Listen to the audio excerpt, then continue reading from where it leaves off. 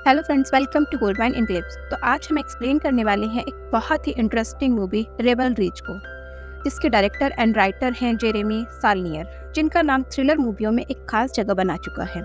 तो मूवी की शुरुआत हमें ले जाती है एक छोटे शहर की गलियों में, जहां एक पूर्व मरीन टेरी अपनी जिंदगी के सबसे बड़े तूफान का सामना करता है। लेकिन कहानी की शुरुआत इतनी साधारण नहीं है। जैसे ही टेरी इन करप्ट पुलिस ऑफिसर से टकराता है, तो आप जान पाएंगे कि शहर में कुछ बहुत गलत हो रहा है। तो चलिए देखते हैं इस इंटरेस्टिंग मूवी को।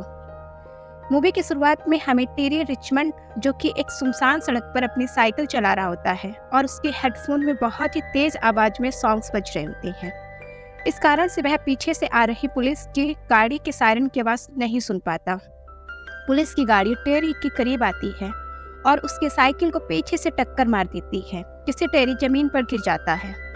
पुलिस ऑफिसर इवान मास्टन और स्टीव लेन टेरी को टक्कर मारने के लिए कोई भी पछतावा नहीं दिखाते, और ऑफिसर ये दावा भी करते हैं कि टेरी उस संदिग्ध से मेल खाता है जिसने चोरी की बाइक की सूचना पुलिस स्टेशन में दी थी।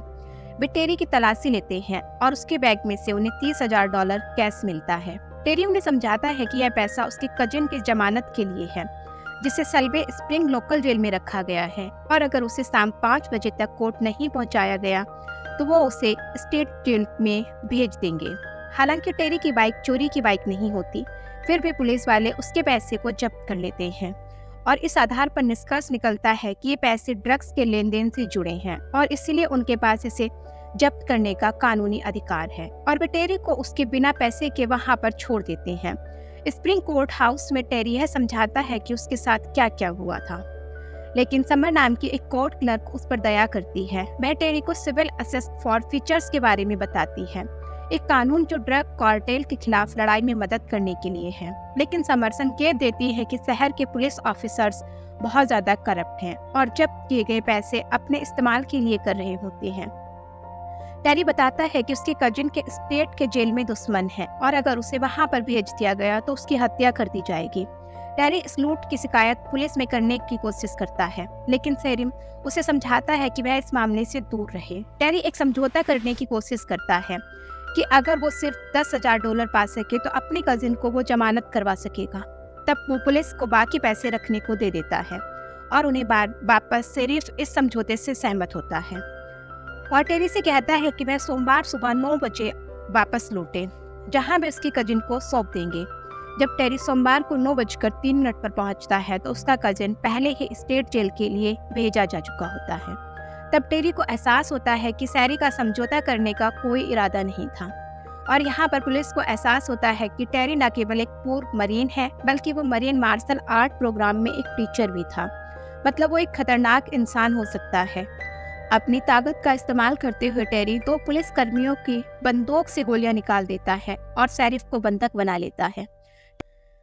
टेरी उन्हें पुलिस स्टेशन में बंद कर देता है और अपने पैसे एविडेंस रूम से निकाल लेता है। एविडेंस रूम में उसे और भी अधिक पैसे और हथियार मिलते हैं जो बाकी नागरिकों से जब्त किए गए होते हैं। टेरी अपने पैसों में से केवल $10,000 ही लेता है और बाकी स्टेशन में ही छोड़ देता है। वो अभी भी अपनी डील को पूरा कर रहा होता है। टेरी पैसे को कोर्ट हाउस तक पहुंचाता है। समर जल्दी से जमानत के पैसे जमा करने जाती है और यहाँ साफ नहीं हो पाता कि जमानत पूरी तरह से हो पाएगी या नहीं। इससे पहले ही पुलिस आकर टेरी को गिरफ्तार कर लेती है, लेकिन उसे चार्ज करने के बजाय शेरिफ टेरी को बताता है कि उसके कजिन पर स्टेट की जेल में हमला हुआ था और शायद वो मर जाएगा। शेरिफ उसे एक नया ट्रक देता है और उसे वहाँ से चुपचाप चले जाने को कहता है कि वह यह शहर छोड़ दे, और उसे चेतावनी भी देता है कि अगर वह वापस आया तो उसे बहुत ज्यादा परेशानी होगी। टेरी का कजिन मर जाता है और टेरी दिए गए निर्देश के अनुसार शहर छोड़ देता है और वहां से जाने लगता है। एंड तभी उसे समर का फोन आता है और ना चाहते हुए भी उसे समर की हेल्प करने के लिए आना पड़ता है। यहाँ पर हमें पता चलता है कि समर बहुत पहले ड्रग एडिक्ट हुआ करती थी और उसके घर में उसे जबरदस्ती ड्रग्स का इंजेक्शन दिया जाता है, और ये इसलिए किया जाता है क्योंकि समर टेरी की हेल्प कर रही होती है, और ये समर के लिए चेतावनी होती है कि वो टेरी की हेल्प ना करे। समर अपने पास किसी को मदद के लिए ना पाकर वो टेरी को ही बुला लेती है। अगर वह अपनी बेटी को फिर से देखना चाहती है तो उसे कोर्ट हाउस की नौकरी की जरूरत होगी। तब टेरी और समर दोनों इस मामले को छोड़ने का फैसला करते हैं, लेकिन टेरी के शहर से बाहर जाते समय उसे ऑफिसर स्ट्रीवलैंड द्वारा रोका जाता है। टेरी नोटिस करता है कि स्ट्रीव ने अपनी पुलिस लाइट्स चालू नहीं की है और पुलिस वाला जवाब देता है उसने इसलिए लाइट्स नहीं जलाई क्योंकि लाइट्स स्टार्ट करते ही डैश कैम स्टार्ट हो जाएगा और इसका इरादा टेरी को गोली मारकर खत्म करने का होता है। टेरी किसी तरह वहां से बचकर निकलता है। इस बीच समर को उसके काम से निकाल दिया जाता है जब अचानक हुए ड्रग टेस्ट में साबित होता है कि समर ड्रग का इस्तेमाल कर रही होती है, तो उसके लिए खोने के लिए अब कुछ भी नहीं बचा। तब इसके बाद टेरी और समर दोनों फैसला करते हैं कि वो दोनों शहर में हो रहे भ्रष्टाचार को उजागर करेंगे और इन पुलिस कर्मियों को न्याय के कटघरे में खड़ा करेंगे। समर बताती है कि पुलिस में उसका एक अच्छा पुलिस वाला दोस्त है, लेकिन टेरी मान लेता है कि यह वह दोस्त है जो ब्लैक महिला ऑफिसर ही होगी और टेरी उसका कोड नेम स्पार्क्यू रख देता है। समर और टेरी समर के दोस्तों से मिलने जाता है जो उन्हें समझाते हैं कि टेरी के साथ फिल्म की शुरुआत में पुलिस फोर्स लोगों को छोटे मोटे अपराधों के लिए गिरफ्तार करती है और बेहद ऊंची जमानत राशि लगा रही होती है, जिससे यह सुनिश्चित हो सके कि उसके दोस्त और परिवार बड़ी रकम लेकर शहर में आएंगे। फिर पुलिस वाले उन लोगों को गिरफ्तार करते हैं और उनके पैसे जब्त कर लेते हैं और सिविल असेंस ऑफ फीचर कानून के उपयोग करके उन पैसों को डिपार्टमेंट के फंड करने के लिए इस्तेमाल करते हैं। इससे पुलिस को फंडिंग मिलती है और उनका टैक्स कम रहता है, क्योंकि इनमें से कई छोटे अपराधों को गिरफ्तारी आक्रामक और संदिग्ध होती है। इसीलिए पुलिस यह नहीं चाहती कि कोई भी उनके डैश कैम की फुटेज को हासिल करे। पुलिस को गिरफ्तारी के 90 डेज तक फुटेज को उपलब्ध रखना होता है और उसके बाद वो उसे नष्ट कर सकते हैं। हालांकि कुछ डैश कैम वीडियो एक हार्ड ड्राइव में कोर्ट हाउस में हैं, जिन पर पुलिस खुद भी नहीं पहुंच सकते। उन हार्ड ड्राइव में वो सारे सबूत हैं जो डिपार्टमेंट को नीचे गिरा सकते हैं। समर और टेरी कोर्ट हाउस में घुस जाते हैं। दोनों हार्ड ड्राइव और डैश कैम की फुटेज के SD कार्ड निकाल लेते हैं। हालांकि जब ये दोनों वहां पर मौजूद होते हैं तो कुछ पुलिस वाले वहां पर हार्ड ड्राइव को जलाने के लिए आए होते हैं। कोर्ट हाउस में हार्ड ड्राइव को लेकर टेरी बिल्डिंग में आग लगा देता है और वहां से निकल जाता है। तभी समर उसे बोलती है कि तुम गाड़ी में इंतजार करो, मैं अंदर से कुछ फाइलें लेकर आती हूँ।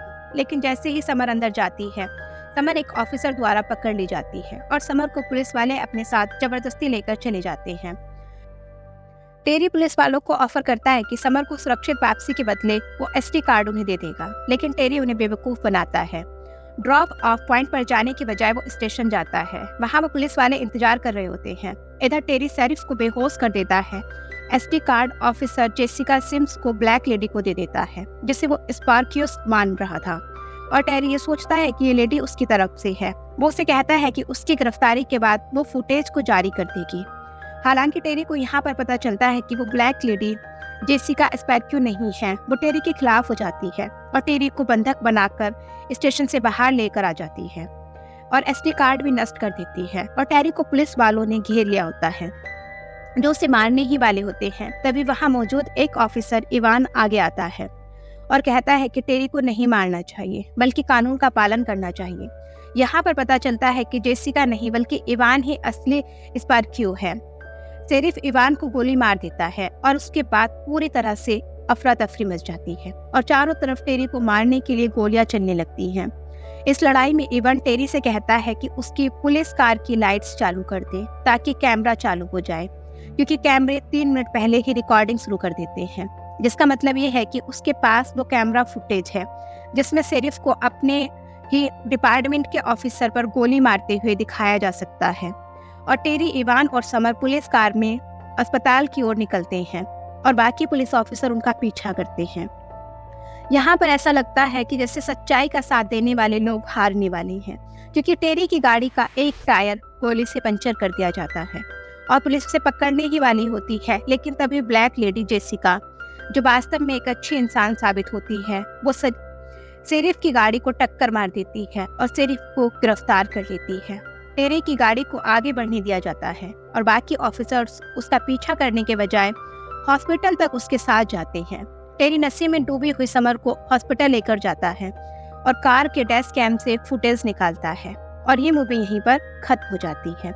अगर आपको मेरी वीडियो और एक्सप्लेनेशन अच्छा लगा हो तो वीडियो को लाइक करें और हमारे चैनल को सब्सक्राइब करें। And finally, thanks for watching.